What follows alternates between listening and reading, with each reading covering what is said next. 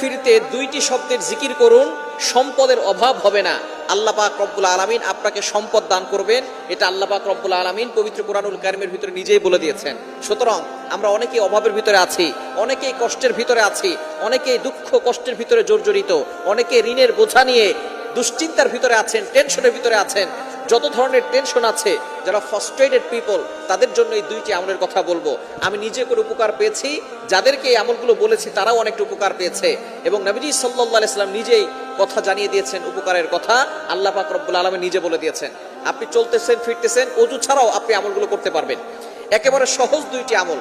Number 1, এক number আমল হচ্ছে ইস্তেগফার। আস্তাগফিরুল্লাহ, আস্তাগফিরুল্লাহ, আস্তাগফিরুল্লাহ। এই শব্দ কি অনেক কঠিন? আস্তাগফিরুল্লাহ পারে না এটা কিন্তু কোনো মুসলমান নাই যারা আস্তাগফিরুল্লাহ পড়তে পারে না। সবাই আমরা আস্তাগফিরুল্লাহ পড়তে পারি। এর উপকার কি কি আল্লাহ পাক রব্বুল আলামিন নিজে বলছেন। কোরআন খুলেন 29 নম্বর